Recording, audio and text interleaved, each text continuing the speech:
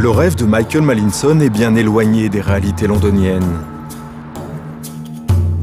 Cet architecte anglais est passionné par le pays des pharaons noirs, le Soudan, où il a déjà rénové le grand musée de Khartoum.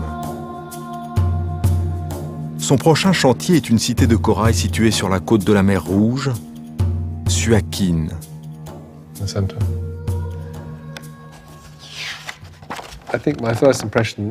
Ma première impression sur place a été très forte.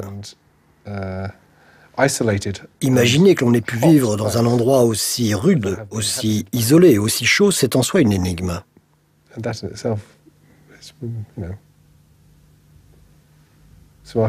Suakin, c'est un peu l'endroit des extrêmes. Ce lieu évoque plein de choses, on ne peut s'empêcher de fantasmer autour. C'est un rond parfait, comme une perle posée au milieu d'un lagon. Il y a quelque chose de magique.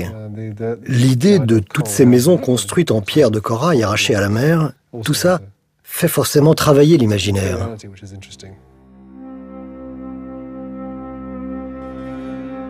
Suakin ne laisse aucun voyageur insensible. Rimbaud, Henri de Montfred ou encore Joseph Kessel soulignent la beauté de l'endroit. Suakin renferme aussi sa légende. Le roi Salomon aurait découvert cet abri naturel par un jour de tempête. Il y fait construire une cité de corail pour enfermer les plus belles vierges du royaume. Mais les dieux mécontents décident de libérer les jeunes filles. Depuis, la légende raconte qu'elles apparaissent parfois sous forme féline dans les ruines de la ville.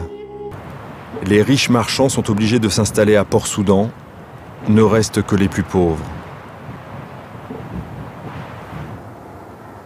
L'île est abandonnée. Des fastes d'antan, ne restent que quelques ruines.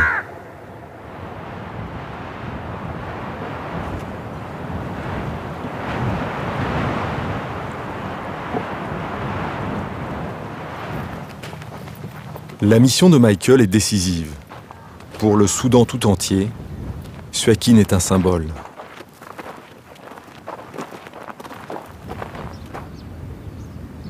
Suakin est aux origines de la culture musulmane dans ce pays. On en parle aux enfants dès l'école.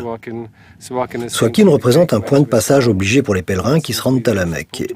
Pour les Soudanais, c'est le cœur spirituel du pays. Plein de gens avec qui j'ai discuté m'ont raconté à quel point ils étaient tristes quand ils ont dû quitter Suakin, et surtout combien ils ont envie de revenir. Mais le gouvernement doit d'abord donner son accord pour rendre les terres aux anciens propriétaires. Ce sera un premier pas.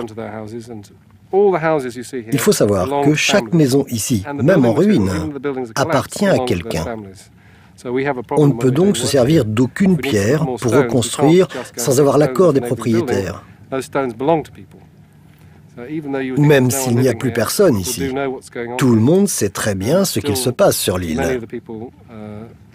Pour les habitants de la région, Suakin vit toujours dans leur cœur et dans leur imagination. L'effondrement des maisons de corail a entraîné le déclin de l'économie locale. Suakin ne connaît plus qu'une faible activité maritime. Et les quais du port sont peuplés de vieux souvenirs. Captain Halim a commencé sa carrière de marin à Suakin au moment où l'on fabriquait encore ici les meilleurs bateaux de la mer Rouge.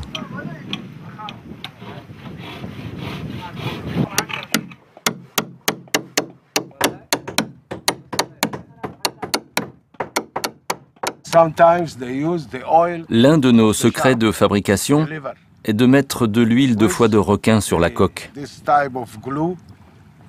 On la mélange à de la colle pour bien imperméabiliser la coque. L'odeur du requin imprègne le bois et éloigne tous les parasites qui pourraient s'incruster. Surtout lorsque le bateau doit rester longtemps en mer. L'odeur est tellement forte que rien ne peut s'en approcher. Il ne reste qu'un seul chantier encore en activité. Les sandbooks, les boutres de Suakin qui ont participé au développement du port, ont depuis longtemps disparu du paysage. Comment ça va aujourd'hui?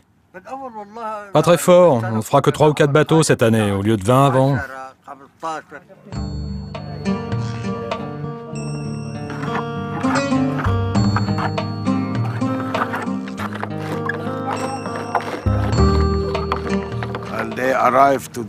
Il a fallu des siècles pour concevoir le Sambouk, qui est de loin le meilleur bateau pour la mer Rouge.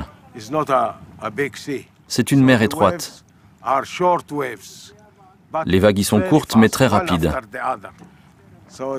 Et elles se suivent de manière très rapprochée. Il faut donc un bateau solide qui puisse fendre les vagues.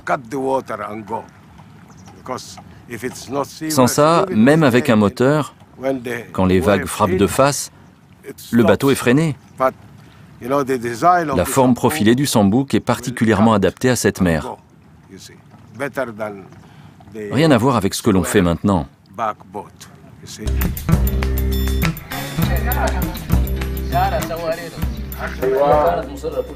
Michael doit maintenant obtenir l'accord des habitants de Suakin.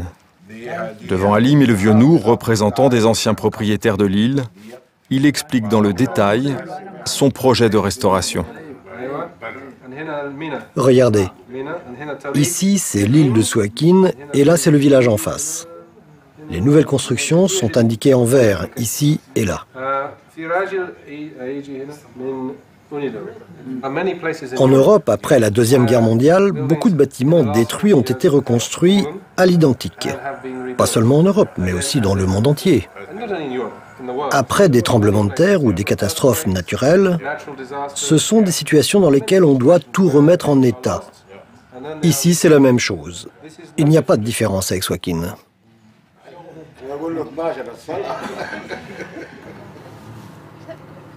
Pour être déjà venu de nombreuses fois ici, Michael sait qu'il va devoir faire preuve de persuasion pour compter sur la collaboration de tous les habitants.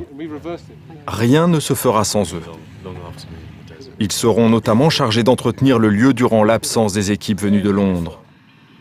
Les missions s'étaleront sur plusieurs années.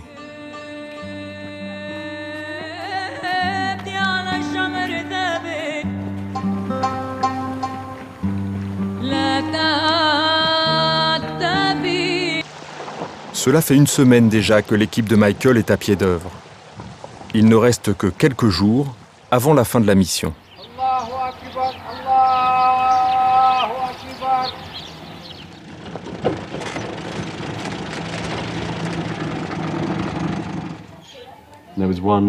Il y avait un cadre en bois juste ici que je devais renforcer. Je pensais qu'il tiendrait plus longtemps. Apparemment, j'ai eu tort.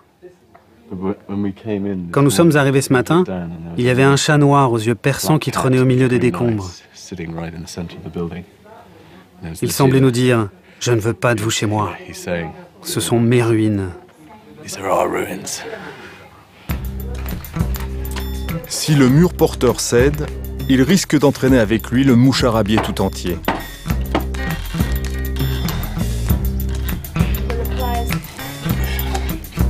Big one. Bring your leg towards you. Okay, coming down.